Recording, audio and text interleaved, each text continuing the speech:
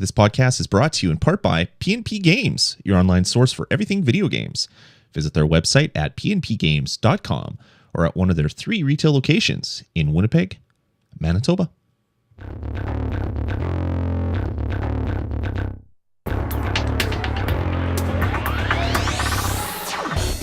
All right, everybody, and welcome to the Touch of Gaming podcast, episode number 156.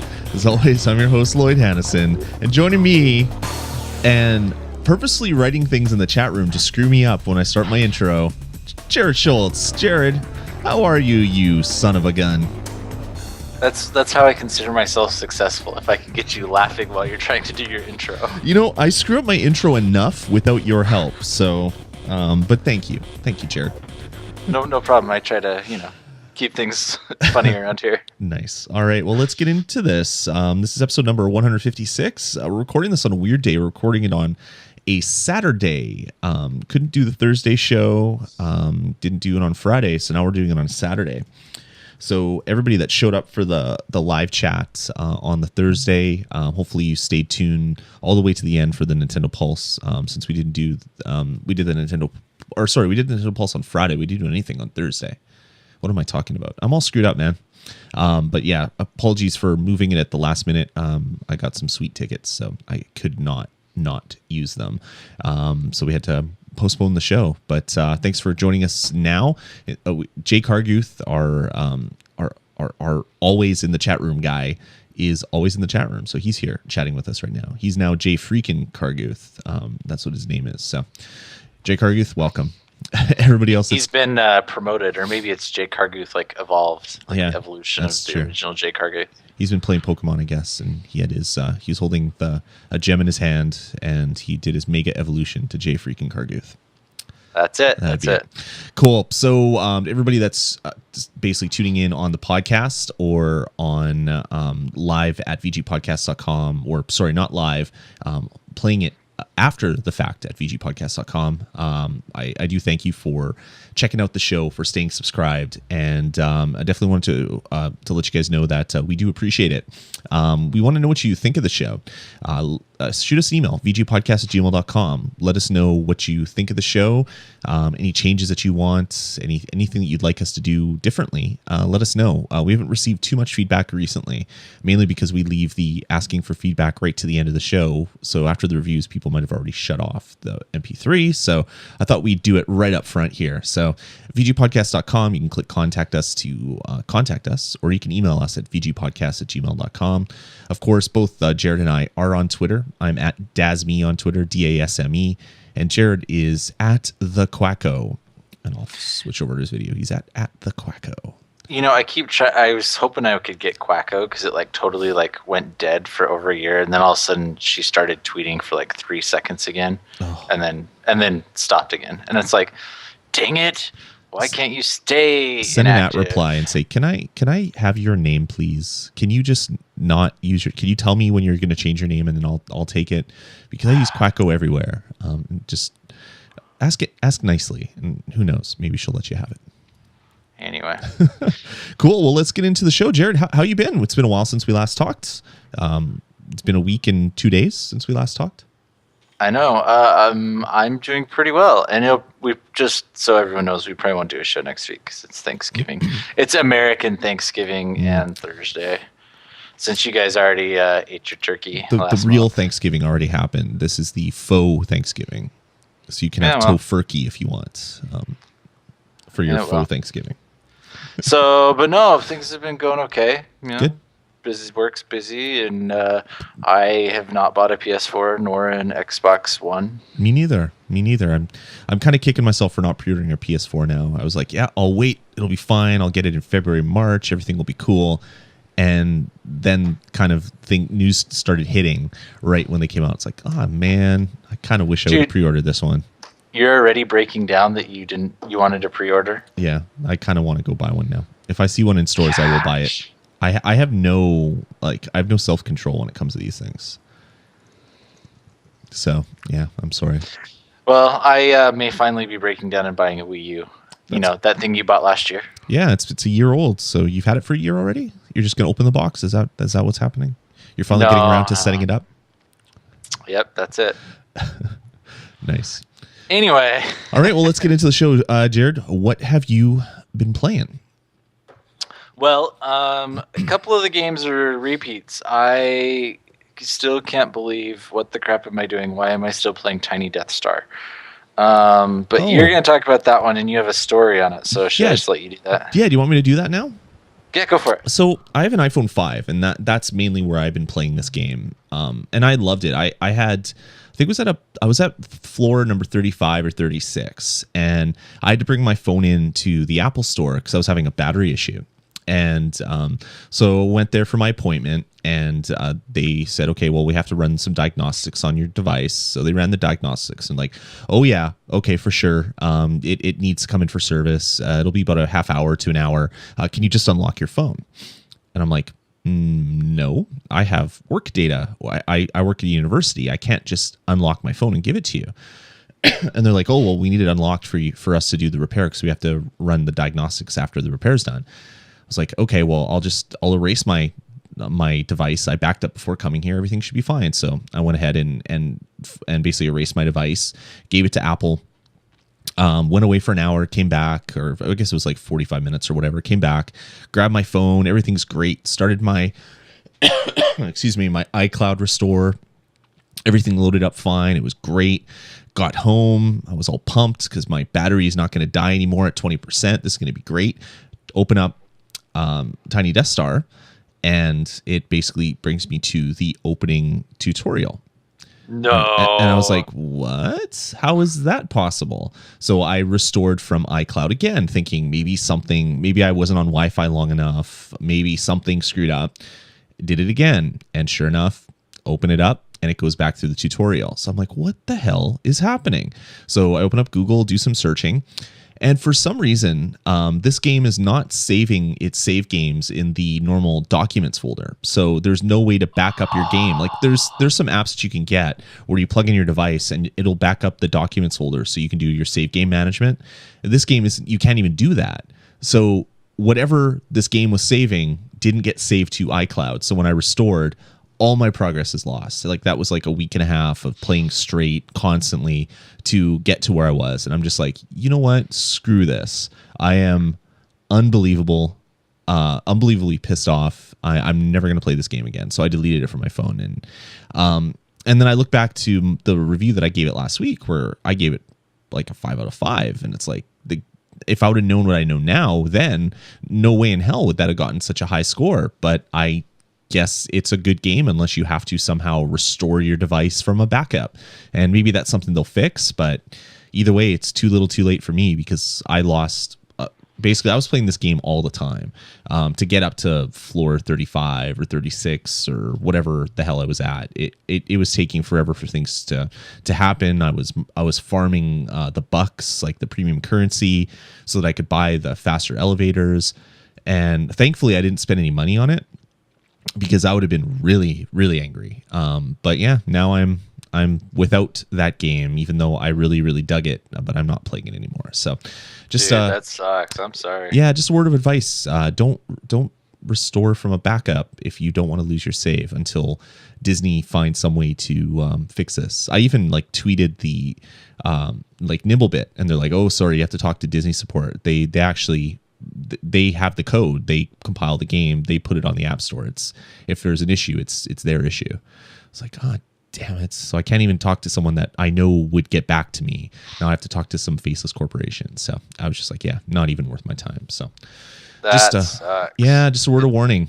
Tiny Death Star has some issues. It doesn't back up its stuff properly, which is a pain in the butt, especially since your device, if it gets close to full, it starts cleaning out directories and things of temp data. So like, I hope that it doesn't happen to be that your save game is actually in like a temp folder somewhere that gets erased just randomly, that you have no idea what happened, because that would be even worse. At least I erased my own phone, so it's kind of my own fault. But you think that when you back up to iCloud, everything else gets backed up that is supposed to get backed up. This it kind of really sucks. So just a little PSA. You might lose your game, so don't do it. Don't get your phone fixed. I'm sorry, man. Like that's no good. It's really funny because anyone who would have listened to our review last week probably would have guessed it reverse on who would be still playing this week and who would not be playing this week. Yeah, totally. Considering I was kind of hating on the game a little, and for some reason it's still there. Anyway, I'm at like level 30-ish, so I'm still a little behind where you were before your destructive error. Then I've been playing more Summoner Wars. So at some point I'll probably quit talking about this game, but again, it's a board game adaptation it's an iOS adaptation of a board game. It's a ton of fun, and they just opened things up last week, I think, so that if you have a copy of the game, you can now play with all of the various teams, which is really, really cool. And also, I've bought a little bit, so I can now go and like change the team. So it's kind of funny because there's one team that's like the Jungle Elves, and I went and started looking through the other pieces, and so you can replace your champion units with other champions, and you can place your common units with other commons. And one of the common units that you can replace with is a monkey, like a gorilla. And so I've been using the gorilla, and I think it's kind of funny. So still playing a whole bunch of games of that, and been playing it asynchronously. It's kind of been my go-to asynchronous game, and it's a lot of fun. Really, really enjoying it. Then I've been playing a game still again, so like 3 of the same games. Marvel Puzzle Quest. They keep updating it. They keep improving things. It's a fun game. I enjoy playing it a little bit at a time. I'm starting to tire of it a little bit. So it may be finally slowing down a little bit. However, it doesn't matter. I have like a 30-day straight login because they give you a bonus for every straight day you log in. And I'm up to like 30 days. So it's kind of cool, and they constantly are running new tournaments. They just updated one of the formulas so that you don't replay levels so often to clean out all the rewards. They made it more likely that you'll get one of the rewards you haven't gotten. And yeah, it's still a lot of fun. They're bringing out different types, like this weekend they have a back to basics tournament, which means you can only use the 1-star characters, which are the ones that max out at like level 40 or level 50, which is interesting because it makes it so you can't use your really strong guys. I think my strongest guy right now is Thor, who's level 70. So anyway, still really good. And then getting to new stuff. So this week, and I put this in the notable releases, but we can just talk about it here. Another iOS adaptation of a board game came out, and that is Lords of Waterdeep. It was done by Playdeck, and Playdeck is really the go-to company for doing these iOS adaptations of board games. I really, really enjoy what they're doing, and they did a really great job with this. So Lords of Waterdeep is a game that came out last year in board game format. And essentially what you do is you have little agents, and you are all acting as different Lords of Waterdeep. And if you want to see the board game version, a good place to go is Tabletop with Will Wheaton, because a few episodes ago they did this game, Lords of Waterdeep. And so basically what it is you have agents, and you send your agents to different locations to recruit different characters for you. For example, you can recruit magicians and clerics. You can recruit thieves and fighters. So those are the 4 types of people you recruit. Or they can go earn money for you. And then you use this money and these different thieves and clerics and magicians to go and complete quests. And there's several other things, but every single game or every single turn, you get to put out your agents, and they get and your job is to place your agents better and earn more points than any of the other lords, so you become the most powerful Lord of Waterdeep. And if you're not super familiar, Waterdeep is an area from Dungeons and Dragons. I don't really know how it relates because there's not a lot of the story there, so you don't have to understand Dungeons and Dragons at all to enjoy this game. maybe it would enhance a few things, because I think knowing some Dungeons and Dragons stuff can make some of the quests make more sense that you go on. For example, I know there's one about owl bears, which apparently are something from Dungeons and Dragons. And yeah, so you're sending out your little guys and getting resources. It's what they call a worker placement game in board game lingo, and completing quests. And it has really great, because it has the offline version where you can play against computers, and it's interesting because they do have 3 levels of computers, and I have found that they actually do have different difficulty levels. Like, for example, your medium people will usually score 20 to 30 points higher than your novice people, and your advanced people will score higher than your medium people. So it's really cool that they have kind of that intuitive AI, and you can kind of pick how you want to play, and how competitive you want the competition to be. And then the other thing is that it also has online play, so you can play asynchronously. At this point, I have not had the opportunity to try that out. I haven't found, I don't have any friends that have bought it yet. So I'm kind of watching, and maybe I'll try and go find a forum or something where I can set up another couple games and try that version out. It seems like it'd be kind of interesting to try the asynchronous version. Like I said, you can also do offline versus computers. You can also do offline pass and play. And in general, this game takes, in the real life, it takes like an hour and a half probably. And it was kind of cool because I was able to basically play through a game with 3 computers, which usually take an hour and a half, and I played it in about half an hour to 40 minutes, because the iOS was keeping track of all the little detail bits, so I didn't have to. So it was really, really cool and a great adaptation. Playdeck really, they're so great at this that if you have any interest in board games, you should probably pretty much buy just about anything they're putting out, because they're just so good at doing the board game adaptations. And this was a great game for them to do. So, and then the last one I've been playing is a game called Team Monster. And Team Monster kind of quietly came out. It didn't come out in the big release on Thursday, but it did come out this last week. And do you remember, what was it, Battle Heart? Yep. So it's that fun little like RPG game where your characters are on the screen, and you're drawing lines from your characters to whatever bad guy you want them to attack, and then usually you'll have like a healer.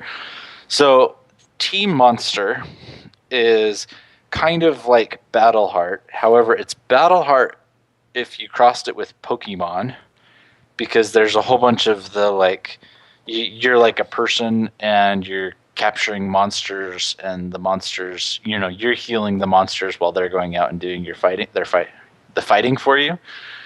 And then you also mixed in like the very worst freemium elements you can imagine.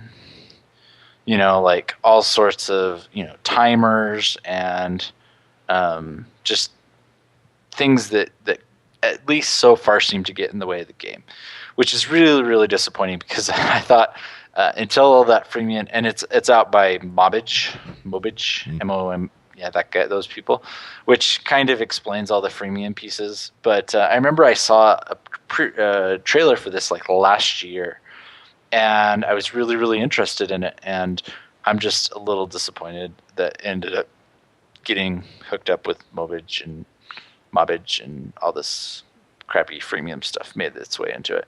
So it has kind of that Puzzle Dragon, I don't know, feel to it, because you'll find characters and you'll have them absorbed and fusioned into your other characters, which is just kind of weird to me. And there's no real like capturing mechanic. If you get a new character, at least so far, the ways to get it is either by hatching them, or by getting them as a reward for completing levels. So you can't actually get them just, by capturing them. If you see a cool guy, you can't like weaken it and try and capture it, which is kind of sad, that they made it that way, and it makes it feel a little less fun. So I'm going to keep playing it, but like I said, there is also an energy timer and you only have so much energy, and to go and fight a battle, it takes a couple energy every single time. So, you can only play for a little bit, and then you'll be kicked out while you wait for your energy to restore, or you can pay money. Fun. So it's a game where you can pay them money because that's apparently what they think is fun. Nice.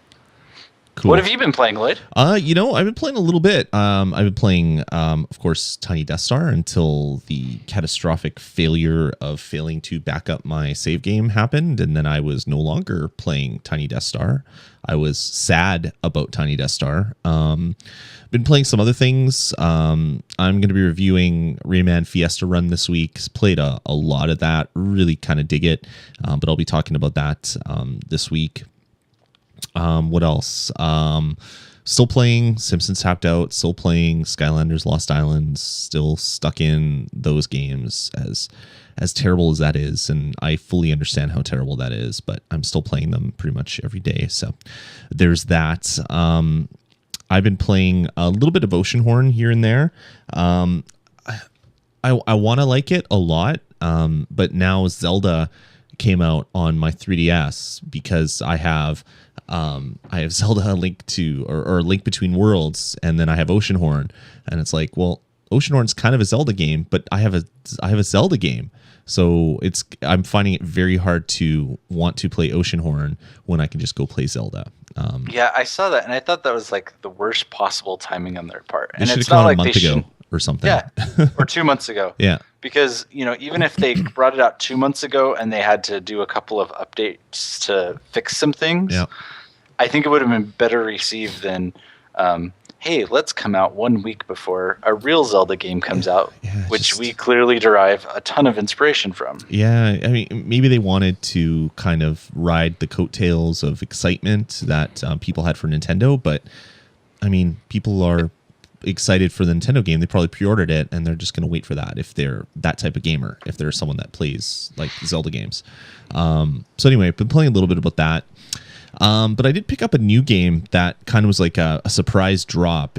No one knew it was coming out. It just showed up on the App Store one day, and that is Castle of Illusion starring Mickey Mouse. You might recognize that name if you ever played Genesis games back when the Genesis was new.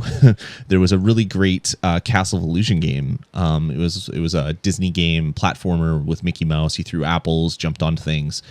It was probably the best platformer that was on the Genesis for the longest time. There was a remake done. And the remake was done for the Xbox 360 and the PlayStation 3, or was it on 360? I think it was on 360, PlayStation 3, and some other platforms. And I had meant to pick it up on my PS3, but just never did. It was a game that I wanted to show my kids, to show them kind of an evolution of a platformer that I played when I was younger, but there's other bigger and better things to play. And then all of a sudden it just dropped on the iOS. The iOS App Store, and it's like, what the heck is this? It was $9.99, so a premium price. That's still $5 cheaper than it was on the other consoles. So I picked it up, and you know what? It is actually really good. I have an iPad 2, an iPad 3, the one that has the Retina screen, so the one that is notoriously hard for developers to get their games working on it. And it's not that bad. I mean, I've played better games, obviously, but it's not that bad. And I hear it runs really well on the latest iPad Air. It plays like a dream. So essentially, this is a redone version. It's a 3D engine of a platformer, and you play as Mickey. And you have your controls on the left-hand side of the screen. And you have a jump. You tap anywhere here on the right-hand side to jump, and then there's an attack button. And you're basically going through the level, collecting gems, and then you use those gems to unlock other levels. You're in a hub world that is a castle, which is unlike the Genesis version at all. But this hub world really reminds me of, say, like a Super Mario 64, if you ever played that. So you basically are going to levels, and then when you have enough gems, you can actually... It's just really hard to play backwards and mirrored while watching my camera. It's really, really awkward. But you basically go into doors, unlock levels and then play them. You can tell the level hasn't been unlocked because it has a lock on it, lock and chains. And that's Castle Illusion. It's really good. I've only gotten into the first couple worlds. Been playing with my kids. They really enjoy it. But the controls are great. The animation is really good. Like it's Mickey Mouse and he does his stupid animations. And it looks like you're Mickey and his ears are always facing the proper way because that's how Mickey does it. That's how Disney does it. And it's really well done. I'm really impressed on how well this translation was. So I'm going to be playing more of this, hopefully for a review in a future episode. But if you were looking forward to this game on your PlayStation 3 or your Xbox or anything like that, and you have an iPad and you're thinking, maybe I'll just buy it there. It's pretty good. I don't see any issues. Uses an on-screen joystick, and it's one of those ones that you can touch anywhere on the right hand or on the left hand side of the screen. So sometimes it'll start drifting if you push too far, and then you'll get stuck where you can't move because the center of the joystick is right at the edge of the screen. But as long as you're you know that and you're cognizant of that fact, it's pretty damn good. They did a really good job bringing this over. So yeah, Castle Illusion starring Mickey Mouse. It's another game I'm playing. It's actually really kind of good. I'm digging it. All right, Jared, what do you say we get into the rest of the show? Hooray! All right, notable releases: Castle Illusion starring Mickey Mouse, $9.99.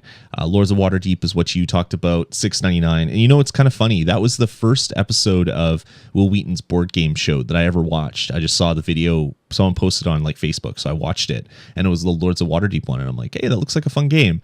And then you start talking about the iOS app. It's just kind of funny how that worked out. Lloyd, anytime you want, you can come over to my house. We can play Lords of Waterdeep, the board game version. Okay. I even have the expansion. Oh, that's worth my $800 plane ticket to come visit you then. It's fantastic. Yeah. I hear it's a really good game. That's my buddy Will told me. Your buddy Will? He said he said it was really good. All right, moving on. Let's get into the news. A couple news items this week. The first is the Xbox One was released on Friday, a day or two before Microsoft released the Xbox One Smart Glass app. So if you're not familiar with that, it basically allows you to do most of the stuff that you can do on your Xbox One right from an iPad or a Windows tablet or an Android tablet.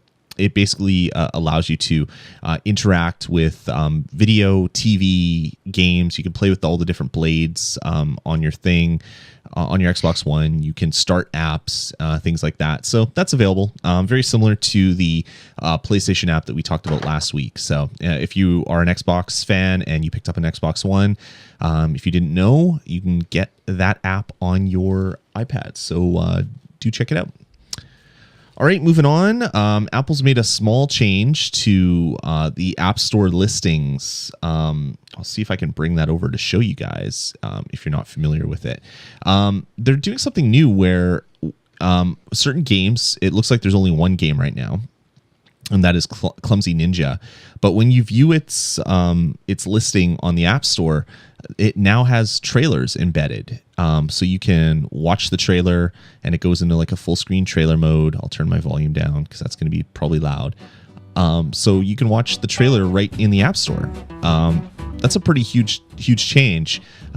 Nothing super fancy, I guess. It's not like it's a new game or anything, but this is going to be great for people that maybe don't know about all the apps that are coming out. They don't have to rely so much on various websites like Touch Arcade or app advice and other things like that.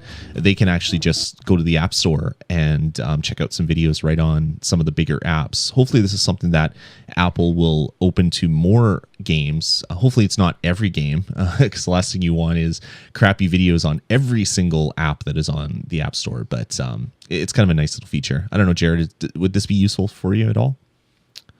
I think it might be. There's been a few times that I've been like, ooh, I'd like to see a trailer for that type of game. But yeah, like you said, I'm interested to see if it's like Steam, where Steam kind of allows everyone to put up a quick video, or if it's just going to be a limited group, and how they pick that group will be interesting. Yeah.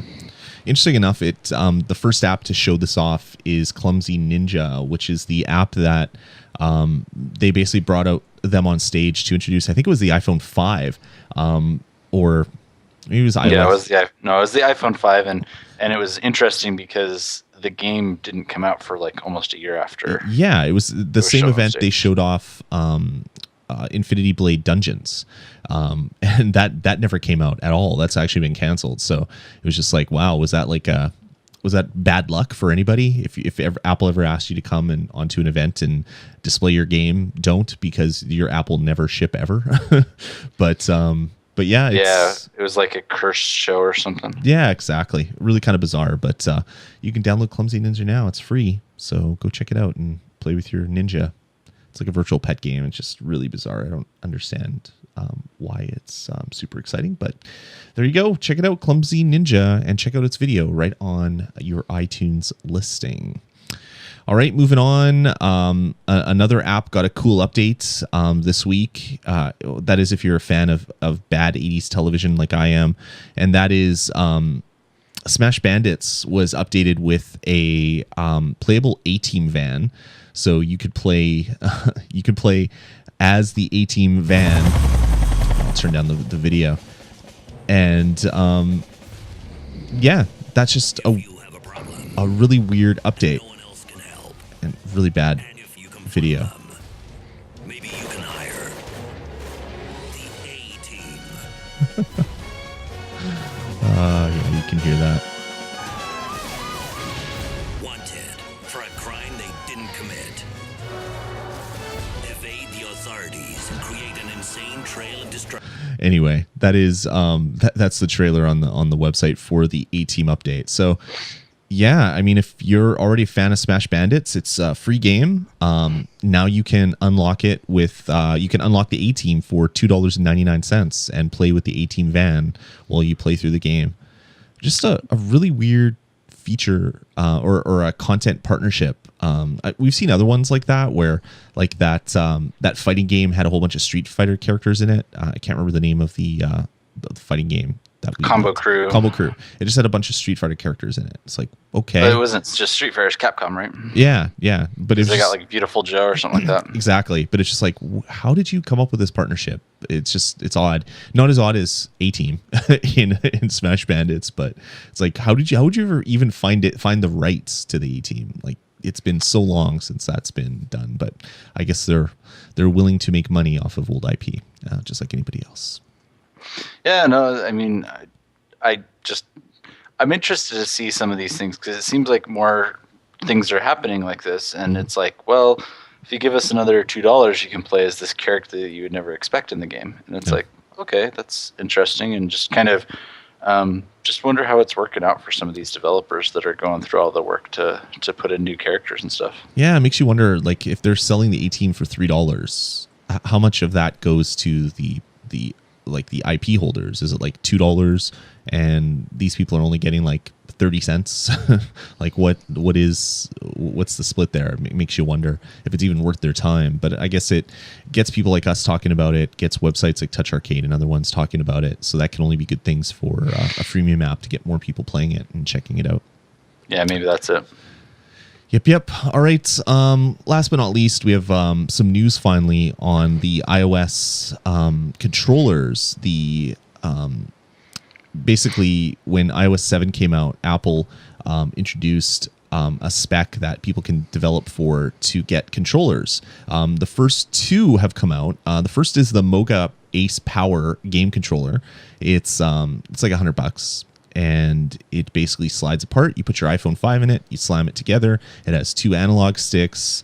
It has the AXBY buttons. It has two shoulder pads. It has a D-pad. It's pretty much like an Xbox 360 controller that you basically slam your iPhone into it.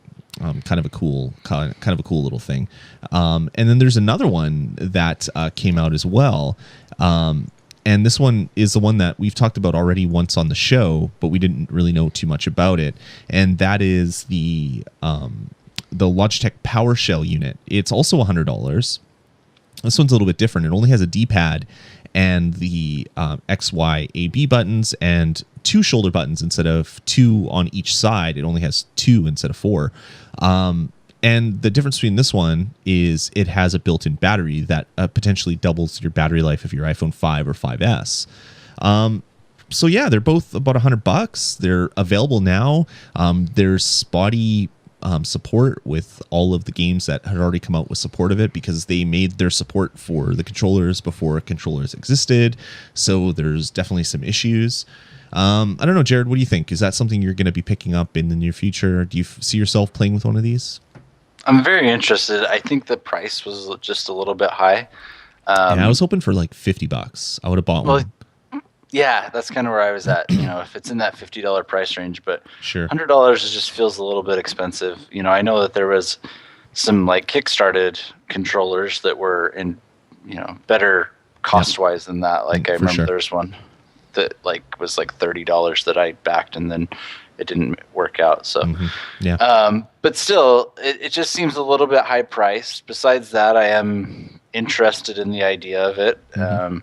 I think that there's some games that could really benefit from it. So, as long as the game support improves, then I could definitely see myself in the market for one of these devices. Though I may wait until my next upgrade of a device because I don't want to get something that only works for my current device and then have, when I get my new device, all of a sudden have that to get rid of as well. Yeah, exactly. Like I like the Moga.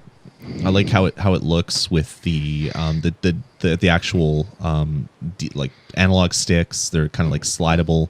They're like kind of like the 3DS, those little kind of slide pad type things.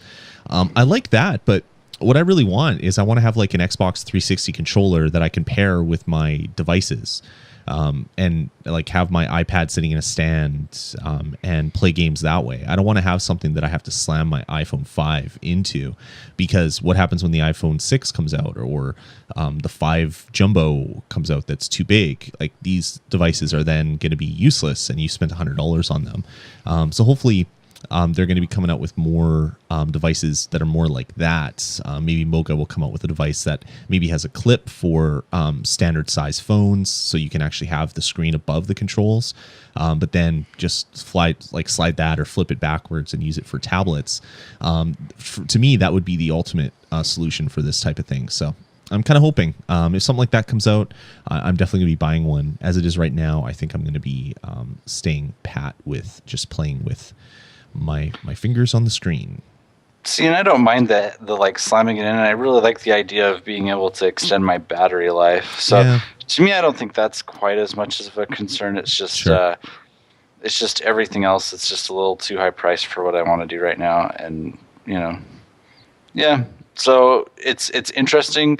Hopefully, games start to support it, and as games start to support it, I mean, lots of games have come out and say they support controllers, but so far it seems like everyone that they've been testing them and they haven't worked great yet, because like you're saying, developers are having to try and develop it without actually having a controller to test it on, which is kind of a tough order to do. So they have to guess, and that never turns out well when you're guessing against something that is hardware based. It doesn't necessarily work 100%.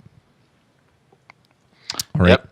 Cool. Well, let's move on. Let's get into the reviews for this week. Jared, why don't you kick it off with your review of Stellar Wars?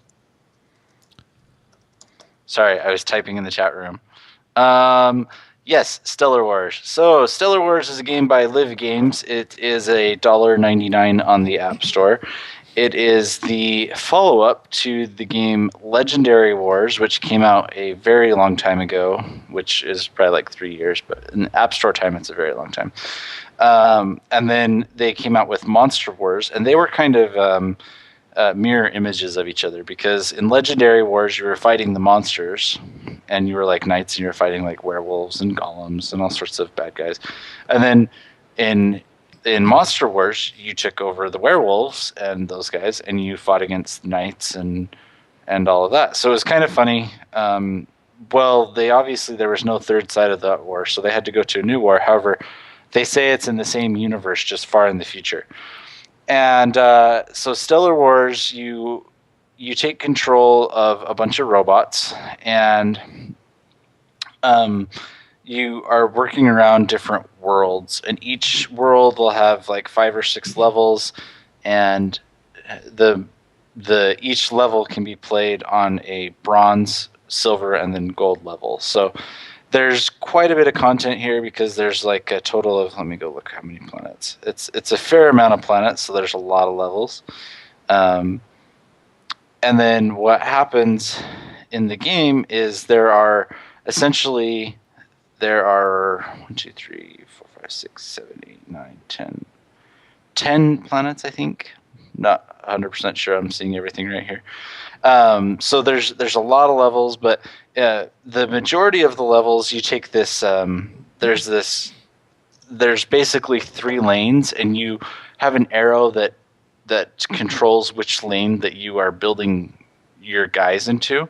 And in the background, because it's kind of a 3D foreground background thing, you have some bots that you start sending to go mine, and you build those bots, and you can either wait for those bots to come back to your base with the cash, or you can touch them, and wherever, if so, you can speed them up a little by touching them a little bit quicker, and that will generate your cash. Well, then you use that cash to build different types of robots, and those robots you put into one of these 3 lanes, and there's all sorts of different challenges with different bad guys coming and maybe falling rocks on your head, or stuff popping out of the ground that grows bad guys, or that type of thing. There's just tons of it, while you're the robots on the left.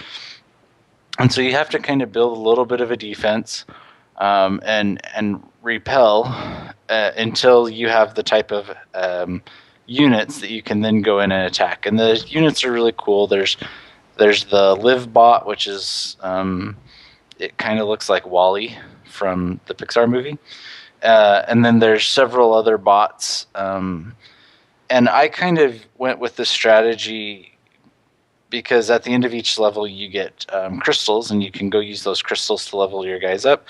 I kind of went with the strategy to like super highly level a couple of guys, and then use those guys a lot. And it seemed to work out okay for me. So I didn't actually use the Live bot very much, but then the one right after it, the second one you get, I just leveled the crap out of it so that, it was able to just do tons of damage and go really fast. And then there's several other types of bots.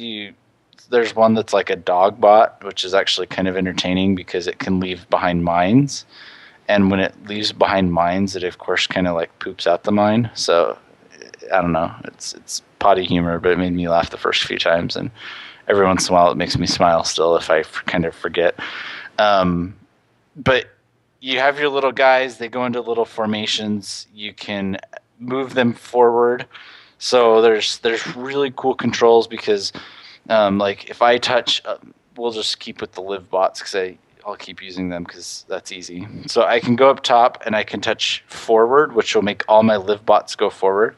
Or I can just tap, if I have one Live bot selected, I can tap where I want him to go on the screen and he will go there. Or I could tap the stop button and they'll all stop where they're at. Or I can tap back and they'll all go back to my ship and then line up. Or I can tap formation. And I know this sounds complicated and complex, but really the user interface is just fantastic on it. It makes it so easy. And then you use that money that you gain, and you also get cores, which are kind of like the extra currency. And you go level your guys up, and you play the next level. Well, the other thing to note here is that they do a really good job at switching up the gameplay types. So while probably, let's say 4 out of the 6 probably levels are like that in any world, there's also usually a level that's kind of like a shmup, where you take your ship and you're moving them around and firing to kill all the baddies. And again, there's bronze, silver, and gold medals on those ones. And then there'll probably be one where it's like almost like an auto runner that you're running left to right. And rather than actually jumping, you're having to like move your guy up and down between the 3 rows to avoid the bad things while also killing the the other guys.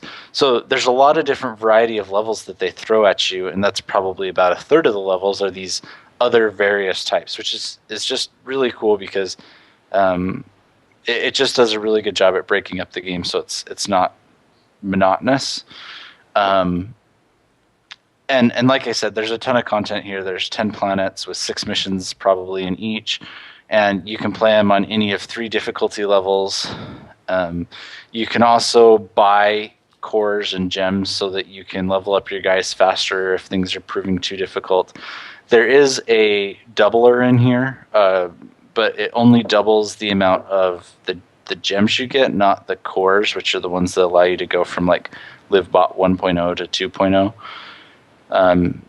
So that's a little sad that you can't double those things as well, but I did go ahead and buy the doubler there so that I could get those levels, and I'm wondering if it might feel a little bit grindy if I didn't purchase that. I don't really know that because I ended up buying it because I really like the game and wanted to keep progressing through it quickly, and so I did go ahead and buy that. Besides that, I really enjoy this game. It just breaks it all up. There's a ton of fun to be had here, a ton of content. It is funny at times. There's little bits of dialogue that go on that are funny. There's a couple of little technical things that I think that they're aware of and slowly working on. But besides that, this game is it's one of my favorites that's come out in the recent history. And I'm actually going to give it a 5 out of 5, which I haven't given a 5 out of 5 in a while. It feels kind of good. Like, feels good when I find a game that I feel like deserves that full 5 points. And yeah, it's probably been a month or two since I've given a 5 out of 5. So yeah, that's Stellar Wars by Live Games. You can find it for $1.99 on the App Store. I highly recommend going and picking it up and maybe playing it a little on Thanksgiving, you know. Yeah, give thanks for the wars that are outside of where you live. Well, and it's cool because each level probably lasts like only a couple minutes, so you can it's a great game that you can play and just kind of fit into little spots. So yeah, I highly recommend it.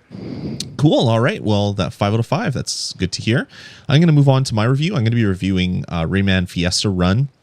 This one came out a couple weeks ago. It's $2.99 on the App Store. It's a sequel to the last Rayman Jungle Run, which basically I think didn't it win like App of the Year or something? Yeah, there's some people that gave it App of the Year. Didn't Apple give it App of the Year? Well, but Apple gave a different App of the Year depending on which nation they were in. Sure, I guess so. But yes, it did win App of the Year from Apple. I don't remember for what nations. Cool. Sorry, I'm just cleaning my iPad because my kids were playing it earlier, and it's kind of disgusting. So if I want to show stuff in the camera, it's going to be all gross. So that's what I'm going to be reviewing. Rayman Fiesta Run. So you basically play as Rayman again in this game. A nice little thing is if you played Rayman Jungle Run and you had a bunch of the lums, which are the little glowing guys that you pick up, this game will actually see what your save is, and it will actually bring forth all of your lums that you had from the other game, and then you get kind of a kickstart or a head start in this game, which was kind of neat. So I shouldn't play it until I play the Jungle Run. I've only played like 5 levels. No, you don't really have to, but it was just a nice little congratulations. You bought our previous game. We're gonna let you play this one with a little bit of a head start. So that's cool when developers do that. I knew that I know I shouldn't bring this game up again, but Squids did that, right? If you played the first one, they gave you a bonus in the second one. Yeah, so. They did for sure. Cool, and when developers do that. Yeah, I love it. Love it as well. So for this one, the game is pretty similar to the last one, but instead of you having set worlds that have different skills, it's one big world, and your skills get unlocked. So when you first start the game, you can only play the levels with just jump. And then as you get past a certain number of levels, it unlocks punch. And then you can go back and play the early levels with punch and get any of the lums that you missed and free the teensies. Because there's two kind of pickups in this game. There's the lums, there's 100 lums in each level, which are little glowing guys that you grab. for every 25 lums that you unlock, you free a teensy, which is the mythical creatures in this game. And the teensies are what actually then allow you to unlock other levels. So you have to unlock a certain number of teensies in the game to unlock the levels. There's this like winding path with dots on it, and every teensy that you unlock, it basically fills one of those dots. Lums aren't just for getting 100% on the level. Every lum that you collect basically fills up a little gauge at the top of the screen with a number. So I have 3,673 lums right now. And what I can do is at the start of each level, depending on the level, I can buy different power-ups. So I can buy like a red heart for 1 hit, a gold heart for 3 hits. There's also this like footprint thing, and that one is expensive. It's 80 lums. And what it does is it draws kind of a path of where you should go, and it has little icons for the different button presses. So if you're having a real problem with a level, it basically gives you a walkthrough, but you actually have to play it. And it doesn't mean that you're hitting an I win button, because you can die. And if you die, you have to spend 80 lums again to have that path drawn again. So I've used it a few times on levels that are just like the timing is just impossible. And I just need kind of like a hint on when to do things. I think on one level I spent like 800 lums or maybe more. And it's just like, okay, I'm spending way too much of my stored stuff. I'm not going to do that anymore. Lums are also used as you progress through the game. You'll get to a gift on the map. And sometimes the gift is like an unlockable piece of art, which I don't really care about. But sometimes the gift is a creature, another character. So you're not just Rayman. You could be all sorts of different characters. I'll grab some of the names because I'm not too versed in the Rayman world. So just give me a second to get back to it. But there's Rayman. There's his blue friend that is in all the games, Glowbox. There's a green Teensy. There's Raybox, Red Glowbox, Ninja Teensy. There's other ones as well as you unlock them all. I haven't unlocked all of them personally myself. And that is essentially the game. You're going through the world, you're unlocking new skills, trying to beat levels by using the new skills, and they're all pretty easy. So the skills are punch. You hit a button on the left hand or the right hand side of the screen to punch. There's jump, which you just basically hit the jump icon on the left hand side of the screen. When you unlock float, you basically hold the jump button and then you'll start floating. You unlock the ability to do wall running. So if you run up to a curved wall, you'll just start running on it like it doesn't have gravity, which is always kind of fun. And that's pretty much it. So the game basically revolves around you playing, figuring out how to beat a level, not beating the level, but knowing how, playing through it more and more and more, getting to the point where you're awesome and you're beating it without even thinking about it, then going on to the next one. And that's pretty much it. There's a heck of a lot more to do in this game than there was in Jungle Run. I love Jungle Run. I think this one, well, it's not as new and fresh as Jungle Run was, because that was just like, holy crap, I'm playing Rayman on my iPad and not on a console, which is kind of cool. This one has, like I said, the ability for you to just play each level with all the skills, regardless on whether like initially when you beat that level, that skill was unlocked or not, which I guess allows you to play through and beat a game, or beat a level rather, and then play it some more and really, really get good at it. If you get all 100 lums on a level, you get a crown, and then it unlocks a hard version of that level. And the hard versions are really hard. Like the first world is simple, but then you play the hard version of it and it kicks your butt and you really have to think about it. There's 72 crowns to unlock in the game. I have about half of the crowns, so I have a long way to go perfecting all the rest of the levels that I haven't beaten yet. This game is huge with... I can't even remember how many levels there are. I'm gonna have to go to one of the levels that I have unlocked. Just give me a second. It's a huge number, and then of course there's the hard versions of all those again as well. There's a whole series of achievements. I think there's 50 levels, and the hard versions of those levels. I think that's what it has there. But it's just a huge amount of content in the game. If this is like Jungle Run, they're going to keep adding and patching. Not adding too much into the game, but adding and patching bugs and things like that, which is great and a lot of fun as well. But yeah, it's a heck of a lot of fun. I love it. Maybe not as much as I loved the first one, just because the first one was so new and it was amazing to be playing kind of like the hand-drawn animation of a Rayman game on my iPad. This one is just as great controls. The animation is spot on. The sound is awesome. The theme music is great. My kids love watching me play it and playing it themselves on some of the easier levels. Rayman Fiesta Run is a really awesome, really solid title. I think they did good. I'd like to see them kind of stray a little bit past the kind of auto runner kind of game and do something else with the Rayman franchise on the iPad. But as far as a sequel, Rayman Fiesta Run gets a 4 out of 5 for me. It's a really solid game that I'm having a lot of fun with, and I still have a lot more to play to kind of perfect each and every level. There's a lot of hair pulling moments playing through all the levels on hard. So you might like that. Sometimes I do, other times I don't, and I put the game away and they come to it later when I get really, really frustrated. But the game is awesome and definitely worth picking up if you're into kind of an auto runner with a bit of depth. So Rayman Fiesta Run, $2.99 on the App Store, gets a 4 out of 5. All right, man, that's going to about do it for this episode. Unless you have anything else to add. Any other board games that you want to talk about, Jared? Hey now, you're now the board game guy. Like Anthony was the space trek and driving game guy. Now you're the board game guy. Every time you come on, it's all board games. You have a thing now. Yeah, I guess I have a couple that I've been pretty crazy about, so I probably deserve it. But I don't only play board games. I play lots of RPGs and strategy games. That's true. Anyway.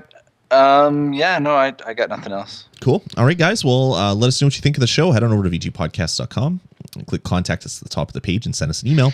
Email us directly at vgpodcast@gmail.com. Or you can call our voicemail line. Hey, Lloyd. Wow, that's the wrong button.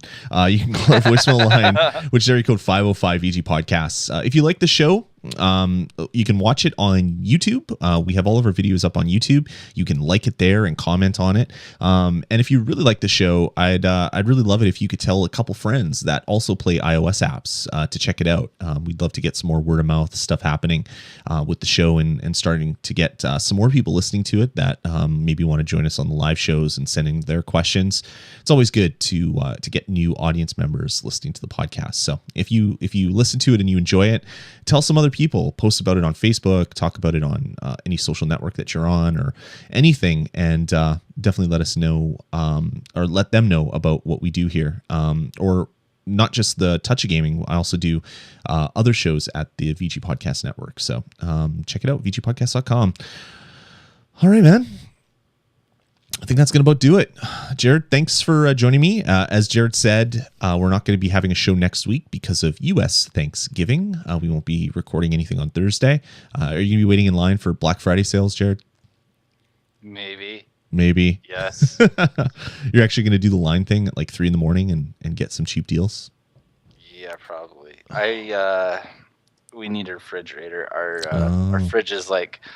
stuff will like go bad, so we'll turn a little colder, and then it's like freezing stuff. It's just on the fritz, and we've known we need a new one for a while. We had that for a while. We froze the pickles. I didn't think that was possible because of all the salt. Seriously, with all the salt, yeah. Yeah, the pickles were all like super soggy and weird after the ice crystals kind of went away. It was really gross. So yeah, I feel you. We had that problem before.